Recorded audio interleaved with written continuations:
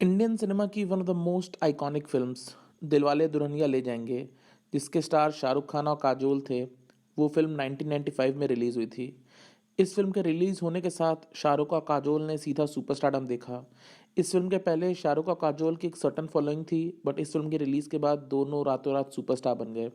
इस फिल्म के सारे गाने, चाहे मेरे ख्वाबों में जो आए हो, चाहे ज़रा सा झूम लूँ मैं हो, तुझे देखा तो, मेहंदी लगा के रखना, हो गया है तुझको तो प्यार, ये सारे गाने बहुत ज़्यादा बेस्ट सेलिंग साउंड ट्रैक्स बने। इसके सिंगर्स लता मंगेशकर जी, आशा भोसले जी, अभिजीत भट्टाचार्य, कुमार सानू, उदित नारायण, सारों ने इस फिल्म की सक्सेस के लिए जो कंट्रीब्यूशन दिया, ये बहुत ही ज़्यादा अनपैरेलल्ड था। इस फिल्म का sound track one of the best selling sound tracks of all time है इंडियन सिनेमा का, and it was the best selling sound track of the 1990s।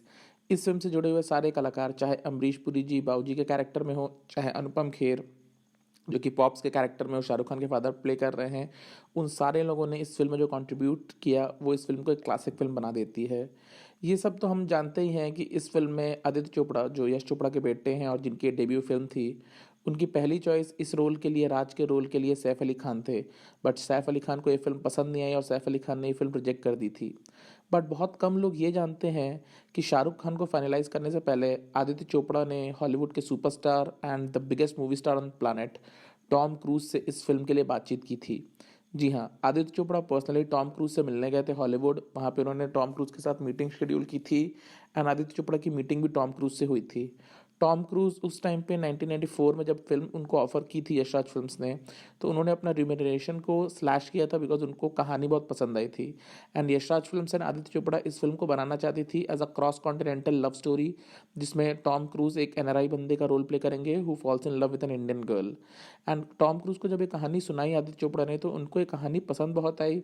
उन्होंने अपनी फीस भी स्लैश कर दी, एंड यश चोपड़ा ने इस उनको साइन भी कर लिया था इस फिल्म के लिए। यश चोपड़ा ने इस चीज़ को ऐसे बिल्ड किया था कि it's going to be the biggest film that India has ever seen with the biggest movie star in the world doing an Indian film. But problem ये हुई कि टॉम क्रूज को उसी टाइम पे जेरी मैगवायर फिल्म भी offer हो गई, and Tom cruise ने जो डेट्स दिलवाले दुल्हनिया ले जाएंगे के लिए अलॉट किए थे, वही डेट्स टॉम क्रूज के डायरेक्टर्स और प्रोड्यूसर जो जेरी मैगवायर के थे, वो चाहते थे अपनी फिल्म के लिए। तो टॉम क्रूज इस चीज़ को लेकर के थोड़ा सा फिक्स में पड़ गए। उनको पर्सनली ऐसा लगा कि वो ये फिल्म करना चाहते हैं just because Tom cruise loves India and Tom Cruise really like the script, and Tom cruise करना भी चाहते थे cross continental love story because उस टाइम पे ये बहुत रेयर था। उसके बाद गुरिंदर चड्ढा जो लंदन की फिल्म डायरेक्टर है, उन्होंने बहुत सारी क्रॉस कॉन्टिनेंटल लव स्टोरीज बनाई अपनी फिल्मों में, ऐश्वर्या राय को लेकर के, अनिल कपूर को लेकर के, अनुपम खेर को लेकर के। बट 1994 में ये चीज़ को किसी ने कंसीव नहीं किया था, and Tom Cruise really wanted to do this film not because of money और because of fame, because obviously Hollywood के स्टैंडर्ड से ये फिल्म बहुत छोटी थी। बट फिर भी टॉम क्रूज को ये कहानी बहुत पसंद आई थी, और वो इंटर कॉन्टिनेंटल लव स्टोरी जिस वे में यश चोपड़ा ने बिल्ड किया था इस फिल्म को, उस चीज़ को लेकर के बहुत खुश थे। उन्होंने अपनी फीस भी स्लैश कर दी थी, बट उस फिल्म के डेट्स जेरी मैगवायर के डेट से क्लैश कर रहे थे। एंड जेरी मैगवायर के प्रोड्यूसर्स और डायरेक्टर्स ने टॉम क्रूज को इंसिस्ट किया कि जो डेट्स जेरी मैगवायर के डायरेक्टर्स चाहते हैं उसी डेट पर फिल्म शूट हो पाएगी, अदरवाइज वो लोग टॉम क्रूज को लेंगे नहीं। टॉम क्रूज उस टाइम पे हॉलीवुड के नंबर 1 स्टार बन चुके थे, बट स्टिल जेरी मैगवायर की जो स्क्रिप्ट थी, जेरी मैगवायर की जो कहानी थी, वो टॉम क्रूज के दिमाग में ज़्यादा बस गई थी, and at the end of the day उनको एक ही फिल्म चूज़ करनी थी। बहुत सोचने के बाद टॉम क्रूज ने ऑब्वियसली जेरी मैगवायर को डेट्स अपने अलॉट किए, एंड उन्होंने यश चोपड़ा से रिक्वेस्ट किया कि अगर वो फिल्म 2 साल के बाद बनाए तो मे बी टॉम क्रूज अपने डेट्स उनको निकाल के दे पाएंगे। बट क्योंकि यश चोपड़ा को अपने बेटे आदित्य चोपड़ा को एज अ डायरेक्टर लॉन्च करना था, उन्होंने उनको अपने आदित्य चोपड़ा के बेटे का करियर सेट करना था, तो उन्होंने टॉम को इंसिस्ट किया कि वो अपने बल्क डेट्स अगर जेरी मैगवायर को अलॉट कर रहे हैं, तो भी उसके इन एंड अराउंड अगर अपने डेट्स को स्पेसिफाई कर लें तो वो डीडीएलजे शूट कर सकते हैं। फिल्म का शूटिंग शेड्यूल को, प्रोडक्शन लोकेशंस को लो डाउन करके फिल्म को बनाया जा सकता है। बट टॉम क्रूज ने यश चोपड़ा को और आदित्य चोपड़ा को दोनों को समझाया कि वो ऐसा ना करें, क्योंकि फिल्म की कहानी अच्छी है और क्योंकि वो अपने बेटे को लॉन्च कर रहे हैं, तो उनको फिल्म को लेकर के बिगी जाना चाहिए, और उनको फिल्म उसी में बनानी चाहिए जैसा उन लोगों ने असली कंसीव किया था। एंड ये चीज़ यश चोपड़ा और आदित्य चोपड़ा को जब समझाया टॉम क्रूज ने, तो वो लोग भी मान गए। At the end of the day Aditya Chopra ने शाहरुख खान को ये फिल्म ऑफर की, शाहरुख खान ने फिल्म को तुरंत ही एक्सेप्ट कर लिया।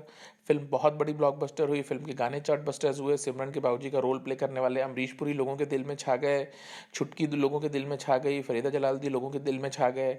एंड फिल्म को इंडियन सिनेमा का क्लासिक्स माना जाता है। फिल्म की रिकॉल वैल्यू, फिल्म का जो एक एक पूरा टेम्पलेट है, उसने पूरे इंडियन सिनेमा के लव स्टोरीज को रीराइट ही कर दिया। बट ये कहानी थी जहाँ पे यश चोपड़ा और आदित्य चोपड़ा ने टॉम क्रूज़ के डेट्स सिक्योर कर लिए थे एंड वो डीडीएलजे टॉम क्रूज़ और काजोल के साथ बनाना चाहते थे।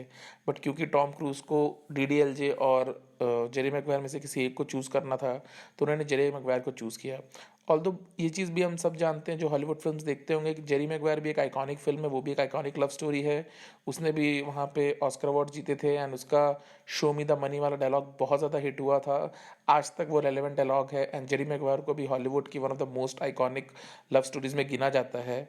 ऑब्वियसली उसका टेम्पलेट बहुत ही डिफरेंट था as compared to DDLJ, but यहाँ पे लॉस किसी का नहीं हुआ। बट इनफैक्ट अगर देखा जाए तो टॉम क्रूज का kind of loss Shahrukh Khan का गेन बन गया एंड शाहरुख खान 1995 के बाद इंडियन सिनेमा के नंबर 1 न्यूमर सुपरस्टार बन गए। तो ये कहानी थी जहाँ पे यशराज और आदित्य चोपड़ा ने टॉम क्रूज के डेट्स अलोकेट कर लिए थे, बट फिल्म शूट नहीं हो पाई थी टॉम क्रूज के साथ।